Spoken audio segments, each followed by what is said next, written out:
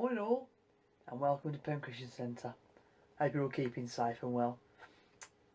We're going to sing a few songs together. I hope you can join in at home. And before we do, I just want to bring a little thought for you this morning. Now, the last few days it's been quite encouraging, seeing those lighter nights, and the nights are drawing out now, and even in the morning as well. It's a lot lighter, a lot more pleasant going to work. I'm sure for many of you who are still working and not from home, just driving maybe or walking into work or however you get in there in the light. And again, also at night time now, where it's sort of, we went for a walk the night with the children. It must have been nearly 7 o'clock before it got dark, and that's wonderful. And that got me thinking about Jesus and him being the light of the world. Now, I want to share some scripture with you this morning, and the first one, if I'm honest with you, I don't think I've ever seen the first few verses of Isaiah 9. I always concentrate on Isaiah chapter 9 verse 6, which is a well-known verse that we often think of at Christmas. Maybe not at the start of, very close to the start of spring. But I'm going to read out a few verses from chapter 9. Nevertheless, there will be no more gloom for those who are in distress. In the past he humbled the land of Zebulun and the land of Naphtali, but in the future he will honour Galilee of the nations, by the way of the sea, beyond the Jordan. The people walking in darkness have seen a great light. On those living in the land of deep darkness, a light has dawned. You have enlarged the nation and increased their joy. They rejoice because you, as people, rejoice at the harvest, as warriors rejoice when dividing the plunder. For as in the day of Midian's defeat, you have shattered the yoke that burdens them, the bar across their shoulders, the rod of their oppressor. Every warrior's boot used in battle and every garment rolled in blood will be destined for burning, will be fuel for the fire. For to us a child is born, to us a son is given, and the government will be on his shoulders, and he will be called Wonderful Counselor, Mighty God, Everlasting Father, Prince of Peace. Of the greatness of his government and peace there will be no end. He will reign on David's throne and over his kingdom, establishing and upholding it with justice and righteousness from that time on and forever. The zeal of the Lord Almighty will accomplish this. Now, obviously, verse 6 for us, for to us a child is born, is we all probably know that really well, and probably people who maybe don't get to church will know that verse. But verse 2, which says, the people walking in darkness have seen a great light. On those living in the land of deep darkness, a light has dawned. And how lovely. I'm sure when you've had tough times, it always seems so much worse at night. When that light dawns through that deep darkness, there's a hope. And when we've come through a long, hard winter, and especially with coronavirus and how it's been a real tough time for everyone, as we come to the end of this dark winter and it's long nights and very short days, we've got the hope of spring that's coming, where suddenly we see flowers growing and we see more birds flying in the air and we see more wildlife, and we can go out with a t-shirt on instead of wrapping up in coats and everything else to keep ourselves warm. Suddenly there's a hope of better things to come. And Jesus is far more than just a hope of better things to come, and far better than just the nights drawing out and the spring becoming the winter becoming the spring. This is something so much greater. The people walking in darkness have seen a great light. On those living in the land of deep darkness, a light has dawned. How wonderful. The world can be dark at times, but it is dark very often. We see so much things around us which bring us sadness and maybe fear at times. But Jesus came into the world to bring a hope, and an everlasting hope, a real steadfast hope that we can put our trust in. How amazing that is. John 8 verses 12, and again it's probably a verse that we all know well, and it says, when Jesus spoke again to the people, he said, I am the light of the world. Whoever follows me will never walk in darkness, but will have the light of life. Jesus is the light of the world. And like I say, darkness is not a good thing. And I think about the winter, I think, well, I don't mind certain parts of the winter, but actually when I think about it, all the parts of the winter that I enjoy are maybe the frosty mornings when it's quite light and bright, or maybe when it is dark, but actually you've got nice lights on and a nice warm fire, which brings it's not actually darkness. It's the fact of the nice warm fire, maybe around a campfire or a bonfire. It's actually the light that is what attracts us and what is nice. And the darkness can be scary. We had a power cut actually recently, and I was out with the kids for a walk, and Anna said she was scared, and yeah, she's still scared of the dark. But lots of people are, and certainly with darkness, it's bleak, it's disorientating, and we live in a world that often is like that.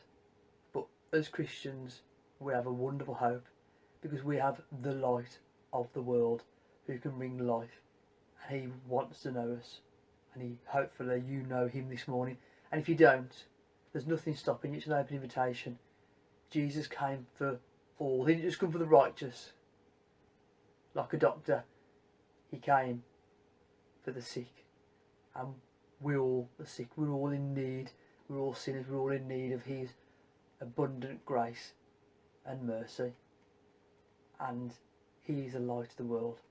We're going to sing How Great Thou Art, because he is great, but also some of the verses remind me of the oncoming spring and summer, when things are turning and things are improving, and it's those times particularly where I look and I see God's beauty all around, and his beauty in design and his artistry. I see it all around. And then we're going to sing Light of the World. So we're going to close with Light of the World, and then we're going to sing secondly Cornerstone. And again, he is our cornerstone. Jesus is the cornerstone of our faith and of the church.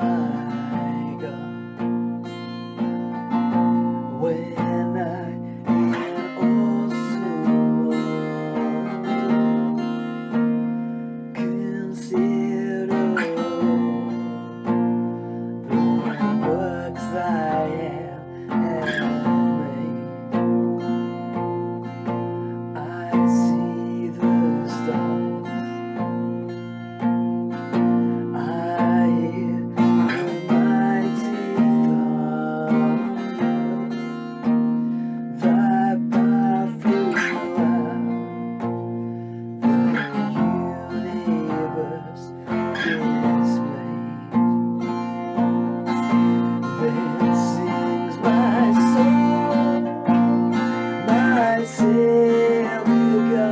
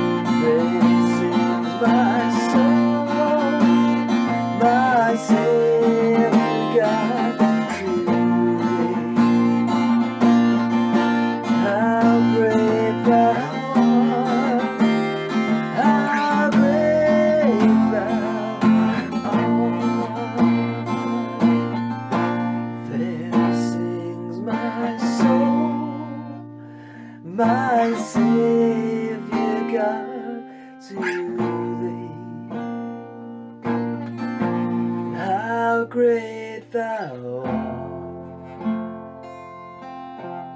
How great thou art.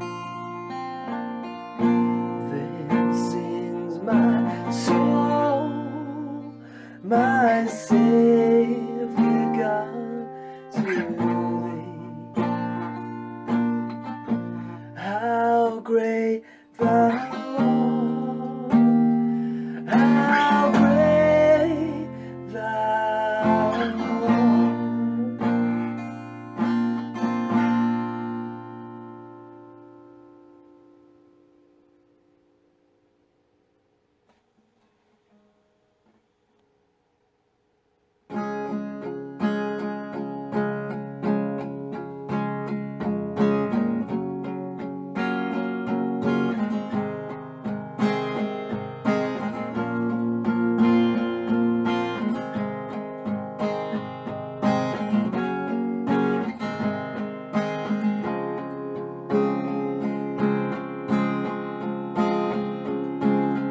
My hope is built on nothing less than Jesus' blood and righteousness.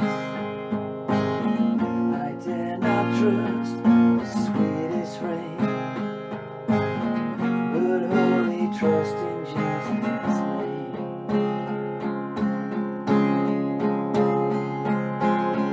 When darkness seems to hide His face, I rest on His unchanging grace. In every high and stormy gale, my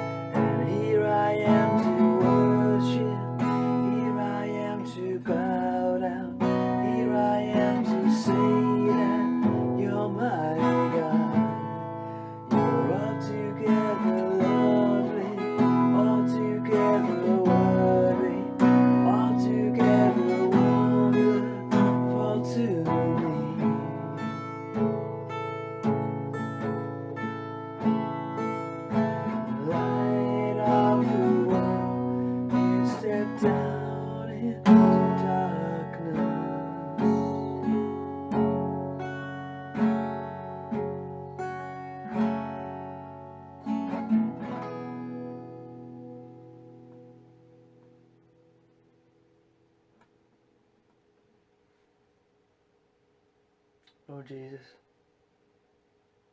we're not worthy. I know I'm certainly not worthy.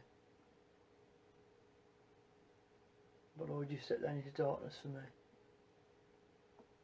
And for anyone who's listening, you set down into darkness for them. I just want to thank you that with you, if you are for us, then who can be against us? And what can separate us from your love? And Lord, I just pray that we would put you first, put you in the centre, where you belong, and that you be king of our hearts. Take away all the things that we put in place of you, that we don't allow, the parts of our life we don't allow you in, Lord. Do your work in our hearts. Take those barriers down. And Lord, I just want to thank you for what a mighty God you are. And whatever we're going through the good or the bad, you are with us and you love us. And what a wonderful hope this morning that we have, knowing that the great and mighty God, the terrifying God, the majestic God, the all-powerful God, the Alpha, the Omega, loves us and wants to be in a relationship with us. Lord, what a wonderful, wonderful God you are. Thank you for sending your Son for us. Keep us safe this week, we ask. Pray for those in need, in the fellowship, those who are having a tough time, Lord, just comfort them, I ask. In Jesus' wonderful, precious name.